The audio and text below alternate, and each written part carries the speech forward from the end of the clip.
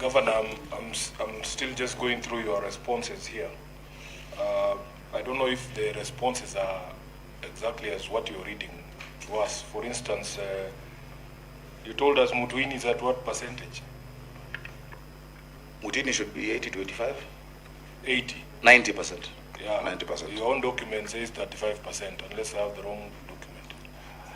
I think that was by the time of, you know, these responses were sent quite a while back.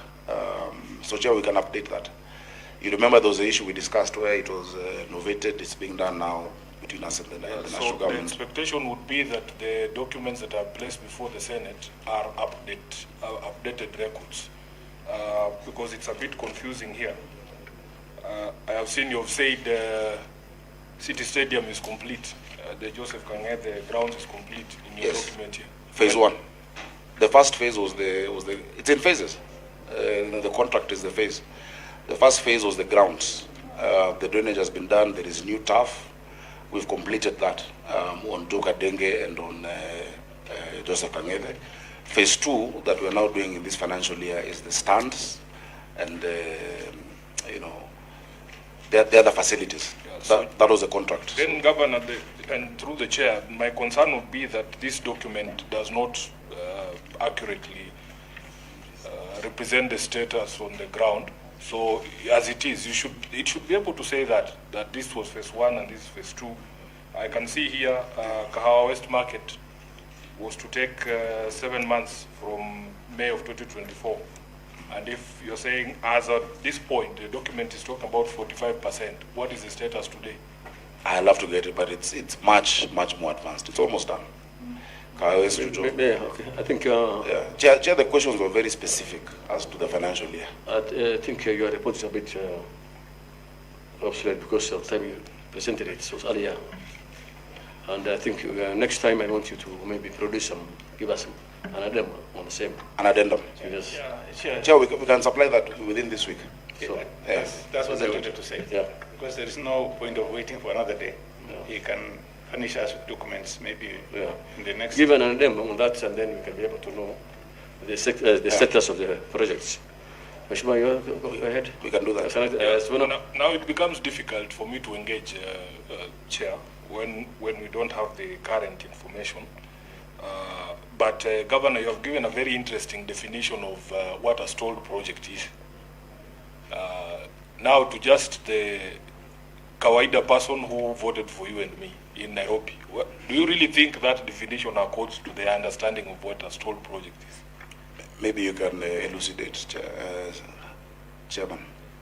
If I go to Joseph Kang'e, the social hall there, and I don't find a contractor, I don't find anything happening, is it off for me to assume this project has stalled? You would not call it a stalled project if either it is being procured or there's something going on, because before a contractor comes on site, there are many processes, Chair. If I were to be specific on the pace of projects, yes, there's been a challenge in many of these projects. Sometimes you already have a contractor, the contractor has raised certificates, the certificate has delayed, and so the contractor leaves site. And then in a week or two, you pay the contractor comes back. That is not a stalled project by the definition of, the full definition of it. But a stalled project is an abandoned project. Exactly. Where there is no budget for it, there is no plan around it, you're not processing it, there's no payment at the COB. Now that is what you call a stalled project, Chair. Chair. The documents, I think you can get this, the list is already there, and the status of the project as it is. But of course, as he rightly said, is that the report was written earlier than expected now, and we will request an addendum on that. Give us the latest status of all projects. Chair, you have given the guidance, and I guess that conversation will be better had in a situation where we have a current status. Yeah. Part of the problem is that these matters take really long before they are processed, from the time that the question is raised in the Senate to the time when we're having the engagement. But if it is possible, then Governor, to have it within the 7 days that have been... 72, Annex 2, list of stalled projects. I think there's a lot of information on that. The names are there, and the part of the status is there. So probably that will be... Where is that, Chair? This is what, this one, invitation. What is it? You have that one? You have that document, yes. Page 72. 71 or 72. Yeah, now this is interesting because you will see in the Governor's own response, he's saying that there are no stalled projects in Nairobi. Yeah, that's what actually I'm asking myself. Then if you have an annexure of stalled projects, yes, the document is talking at cross purposes.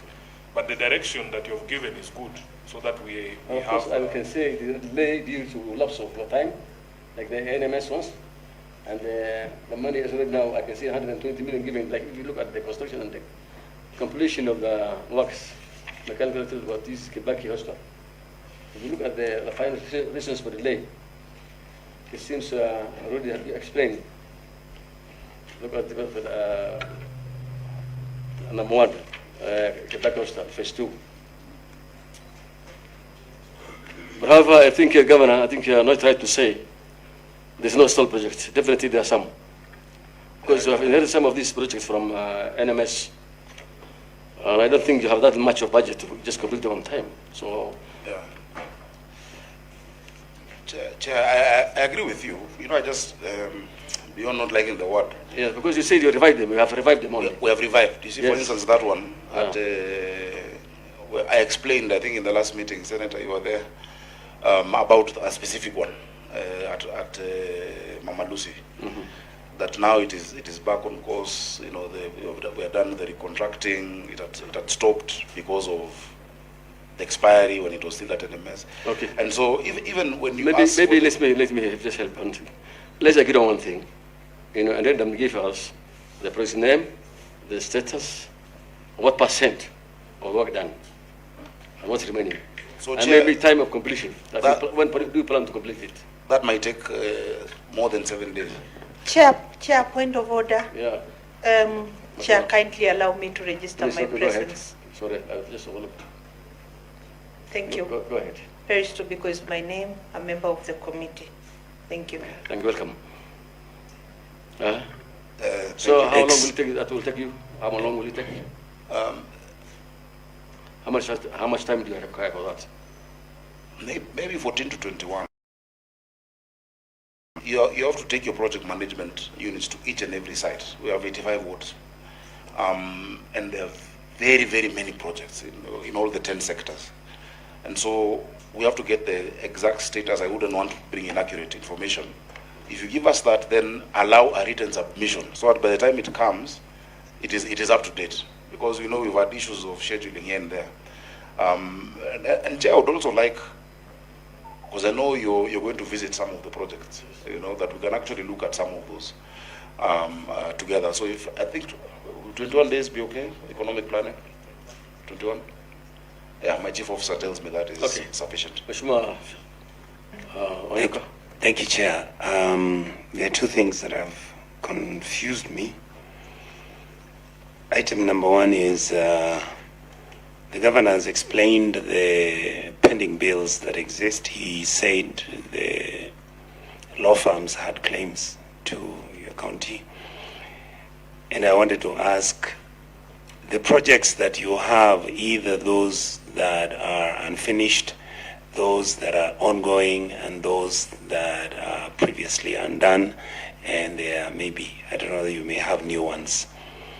Is there a possibility that you could explain to us with some matrix what the pending bills are all on these projects, what they are? In other words, out of the ones which are pending bills, which were historically carried forward, right, when you came in as governor, then you come with the ones you've started, and if possible, you could just explain to us the ratios. Since you took over the governance of Nairobi City County, has the amounts of your pending bills, and I also listened to Governor You'd explain that you have actually brought out some of them down, but I'm now zeroing in specifically on the ones for the construction of the project. maybe one thing I want to ask the Governor, Your Excellency, is that most of this spending bill, I believe you have inherited from the NMS. Is there any ongoing, understanding with the national government that the national government takes responsibility of some of these bills? Because these bills are just too huge for you to pay. So is there any negotiation ongoing? Chair, if you look at Article 187 of our Constitution that provides for transfer of functions, it is normally when there is a need to assist one level of government be in a stronger position. That failed experiment left Nairobi worse off in terms of costs, because remember, the Nairobi county government through its assembly appropriated 27 billion shillings to that entity. The national government did some projects for that entity, but despite that, they left 16 billion pending. And so, because of that, in our first year, we had a huge, discussion. With that time, the office of the president, I think the status controller once even came to this house, and we agreed that those bills will be paid by the national government, including even gratuity for staff. So what we have seen them doing, because they did the final handover report to us, that was done. We have seen them year on year appropriating some money through the National Assembly to settle those bills. So the pace is not quick, and that delays handing over. And even when I said we have no stalled projects, if you look at what I've listed, a lot of them are what had remained under NMS that is now being brought back to us, and then before my time. Yeah, but within our time, all projects have been funded. Further to that, Senator Chair, there are no projects that we have said should not be completed from previous administrations. It will be a great disservice to Nairobians if the second governor abandons all the projects initiated by the first governor, and then the third governor. Now we've had a few in Nairobi that I say I didn't like the previous one and I leave his projects. Chair, we started with Governor Kirero's projects that were not concluded. The one which is really for me a painful one is the rehabilitation center in Ruai. Yeah, we have a huge rehabilitation center that has taken so much time. It was started by the first administration. The second administration completely left it, did not, and so we have revived it. So that's what I'm saying, we're reviving a lot of these projects. Because when you find 100 million already sunk into it, and the land is there, that 100 million is taxpayers' money. The Joseph Kangete social hall that my senator speaks about is also one such case. That was started in 2014. The next administration did nothing about it. We're the ones who've recontracted it, and it is ongoing. So Chair, I think to answer Senator Catherine Muma, maybe an updated matrix, the one we're doing in 21 days, will be useful for us.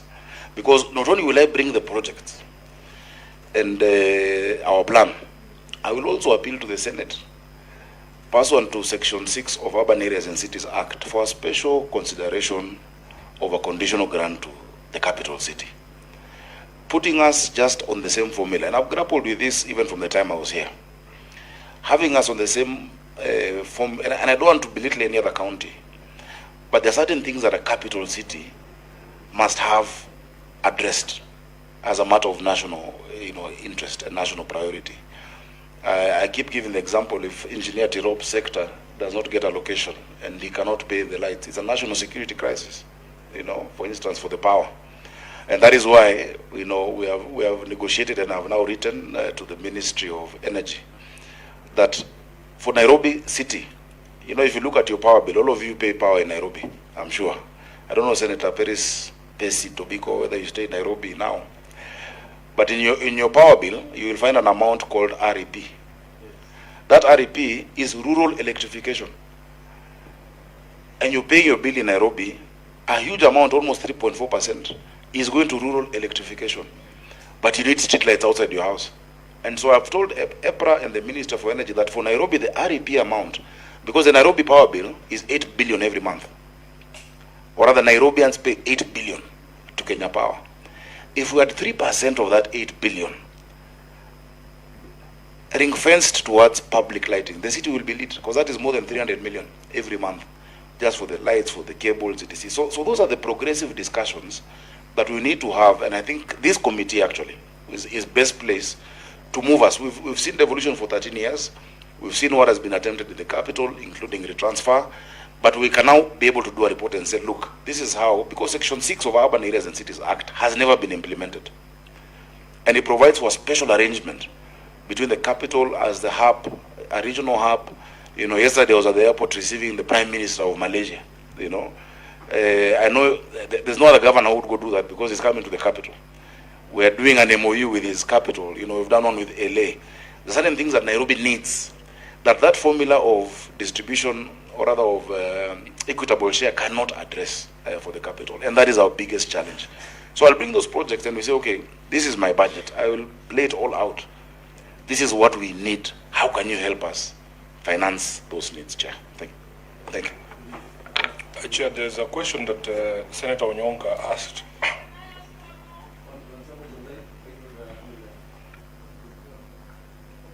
Yeah, there is a question that Onyonka asked that the governor has not responded to, but perhaps just to jog the memory of the committee and Senator Onyonka. There is a report by the County Public Accounts Committee, which was adopted by the House, that looked at the fiduciary risk exposure of all the counties. And I have to read this definition for fiduciary risk so that you understand what we are saying, Chair.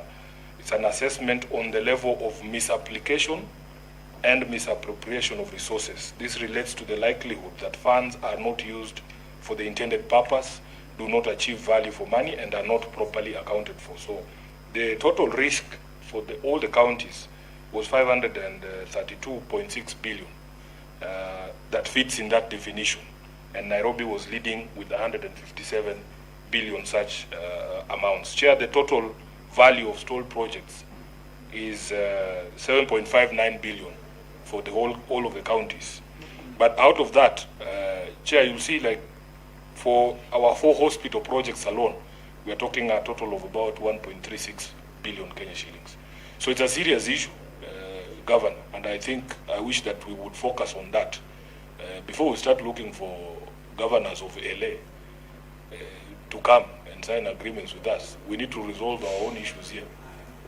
We finish Joseph. We don't do that, Senator. But I agree with you, and I'd love to see the report Chair. on fiduciary risk. It will be